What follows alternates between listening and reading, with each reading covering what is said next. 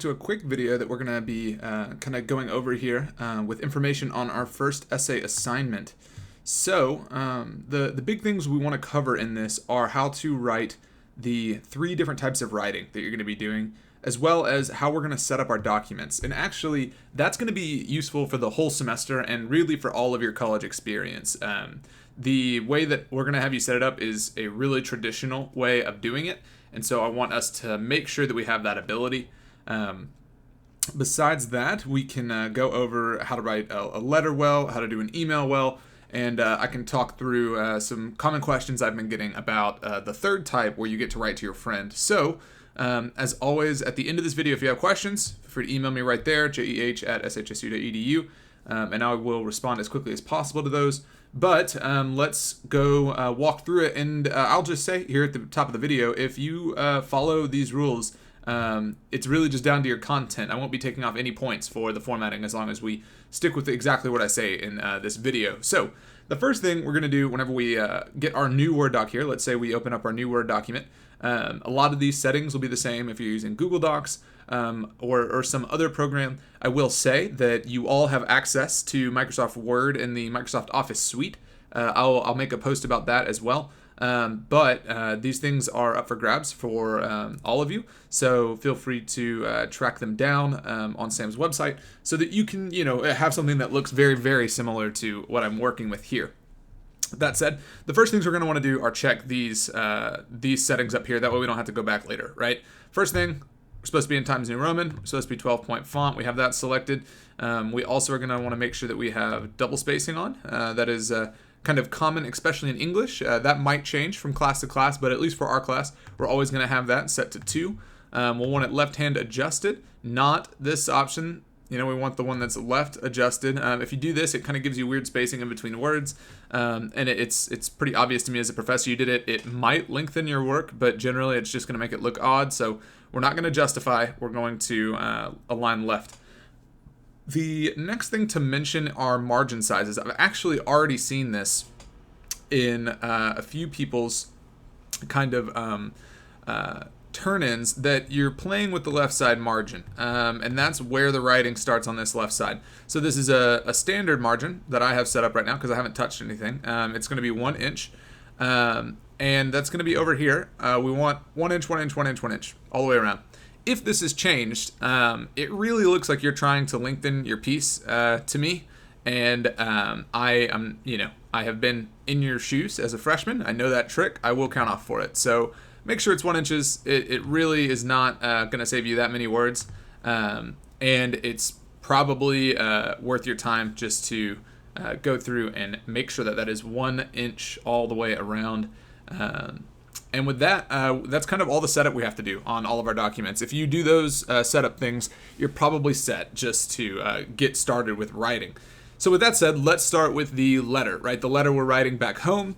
This is the same format we would do for a letter written, by hand, but also here in a Word document. There are 2 things you can do here, right? I'm going to say for ours that I would highly recommend do the second one. Because the first one is more of a correspondence. Like if you're mailing in a resume or something like that, you want to make sure the address and your address are right up here in this top corner, right? So if I was doing that sort of letter, I would start with my name, Ethan Horn, and then I would use my address, Fakeville, USA, wherever I live, the city name, state, and then the zip code, as well as the address. You do that in the top right? But since we are writing digitally and this is probably somebody we know personally, then really all the address and things like that, those go on the envelope, right? The document can just start with our address. We call this the salutation. Salutation is just a fancy word for greetings. So I think, the most typical one we see is dear. So, dear student, I'll start here. If we're writing dear student, this is just fine. Dear is never a wrong option. Dear is going to be, totally normal. No one's going to read it weird. I remember being a freshman and thinking like, they're going to think that's weird. It's a little too personal. No, dear is the most unpersonal, I think, of the options. I live over in College Station, and anyone who knows Aggies know that they start with a howdy, or something like that. You kind of have some leeway here. Don't go crazy. Don't just write something that's colloquial, like what's up, or something like that. Try and keep it a little more professional. It shows intentionality, and it's really not supposed to distract your reader. It's supposed to just be a kind of signal that this is the beginning. So we're gonna stick with Dear Student for ours. You hit enter once. As with most writing, we're gonna indent our first paragraph, and that's it. From there, you're good to write. So if I was asking for the $200, I might say, I know it's short notice, but I desperately, and hey, we can have fun with this document. Really trying to do some different things. Maybe we're gonna bold that. Need $200 like yesterday. And then you can just start your story. Why do you need the $200? Start selling your parent. I know that right now, this looks like a lot of white space to fill up. But if you actually go through and tell them the reason, with detail of, why, who, how, it'll become really easy to fill that up, right? I would say, ask yourself those questions. Why do I need it? Well, I didn't notice, but my tires have been slowly deflating all semester. ... Now I only have one that is even a little inflated. That's maybe our reason. So that's the why. But then we say when. I finally noticed this yesterday. The how. It turns out there were nails in every single tire. Ask those questions. Who, what, when, where, why, and how to find your details. And then whenever you make your ask, let's call that the next paragraph. You've gone through the why, when, where, and how of your letter. Then say, you are the only person I know who will give me the money. That's why I'm asking you specifically. Address the student now in this case, right? I'm writing to the student. Let's say you're writing to Gran. Start telling Gran why you think she is the one that will give you money. Like, Gran, I know you got that deep wallet. Please send me that $200. Whatever the case is, start addressing them personally. That'll be your second paragraph after you get through the who, the what, the when, not the when, the where, and the why, maybe even the how. Once you get through all those questions, it's like a sentence for each one of those questions at least. Then you'll start being like, here's why it's only you. You, Grandma, this is why I need your help. And then at the end, say, include some details, maybe after you get through that paragraph, include some details about, like, if I have any left over, I will send it back, or I'll invest it in college, or say, I will pay you back at Christmas.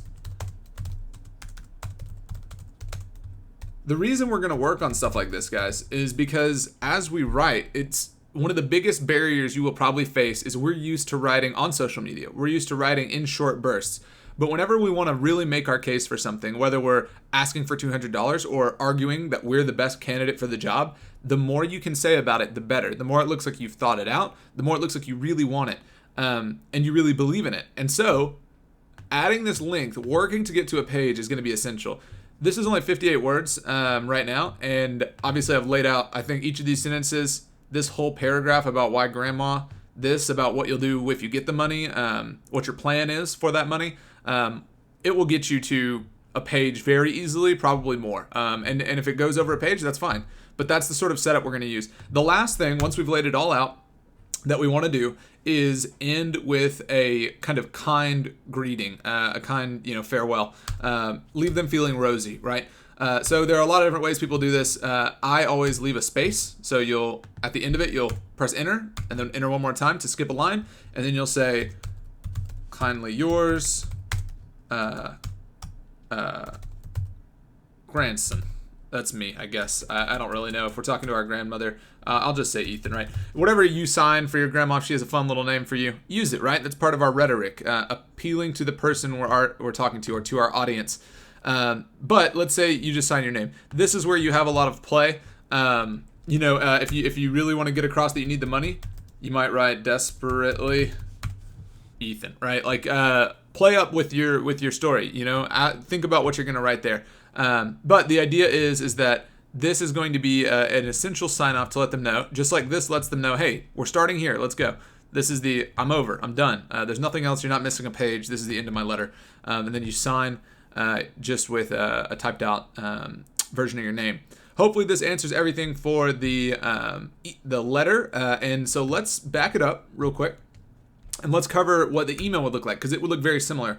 Always address emails, especially whenever we're writing around campus, because with the way emails work on campus, sometimes you'll shoot an email to somebody and it's not the person it was intended. So you'll notice on any of the emails I've sent you guys, I always say, dear whoever you are. Let's say that you were writing to me, dear Ethan, or dear Mr. Horn. Some of you insist on calling me. You'll start with that. Always start with that. Okay, I can't insist enough that not only will that make me sure that the email was intended for me, it also looks really professional. And so if I'm from one of your other classes, like maybe I'm one of your other professors, I'm impressed immediately. I'm like, okay, this college student has taken the time to not email me like every other college student. Most college students don't and do that. They just start out like, hey, when's class? And if you get an email like that as a professor and you have never met that student, then you're not really inclined to respond to it, because I don't know what class you're from. Are you from my English 1301, my English 2304? I don't know. So that's why it's important to address it, dear Mr. Horn, and then include your message. Say, I was wondering when class was. I am in your English 1301 39 class and am confused. Y'all have a lot of confusion about when our class is, understandably, right now. Hopefully that gets ironed out, but this is a very realistic email you might send. And then I always use thanks, just because it's thanking the person for taking the time to sit and email. I think anyone writing is not necessarily a favorite activity, so I'm always very thankful that people take the time to do it. It helps clear communication, so I always sign thanks. But you could do anything here, right? Like, looking forward to your reply, something like that. Just make sure you sign it off in the same way that we did the other one, and then your name. So Ethan Horn here. Or I use J because a lot of people get confused when they see James Horn, and they're like, who's James Horn? Well, this helps them say, like, oh, that's probably him. That's probably the right guy. So that is kind of the structure for our emails. And you're going to want to make sure that you follow that, not just with me and not just this assignment, but as you go through. I said one page for each of these types of things. You might copy your text over, but the important thing here is I would assume you're going to write at least a little differently between me and your grandma, right? Or me and one of your parents, or me and one of your guardians, right? And so part of the assignment is seeing what are the changes you make, right? Like, are you aware that I need to hear something different than your grandmother to try and lend you $200? So maybe copy and paste that text so you have something to work off of, but read it through. What is it weird to say to your professor? Cut that out, replace it with something that would appeal to me as the professor, who might have $200 sitting around to lend you for your broken tire or your investment scheme with Bill Gates, or whatever sort of scheme you have. The last thing I'll go over in this video is the idea of what you're doing for your friend, right? The friend you ask. If you are sending them a series of Snapchats or text or things in that vein, you can do it here in a Word document. That is perfectly fine. Just explain it at the very top for me. Say, like, I am choosing to talk to my friend Jeremiah, and I am writing, or I am using Snapchat. And then the way I would recommend doing this is either just write out what you do, write out like the text you'd use on the Snapchat, or because we have the files upload system on Blackboard, just upload screenshots of those Snapchats so I can see how you would ask. Or if you're going to use text, just text it out right here, like me. This is how I would recommend doing that. Let's say Ethan, and so. What would I don't even have a friend named Jeremiah. What would I say in a text?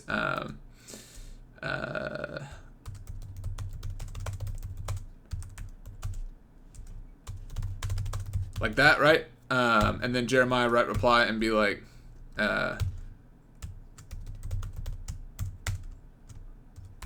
he might very well just be like,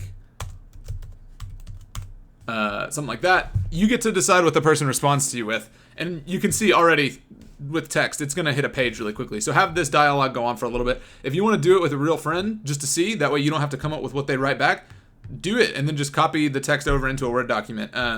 But after you do the first names, so I have Ethan and Jeremiah there, then you can just go like that and like that for their responses. And if you do like a group text, like maybe you're going to ask a group of friends, just every time you use somebody's name for the first time, include it at the top. And then after that, you're just going to do that. The last thing I would say is if you have some other way of talking to your friends that you want to use, like maybe you just have a ton of followers on TikTok, and so instead you're going to ask for $1 from all of them instead of 200 from one person. I don't know.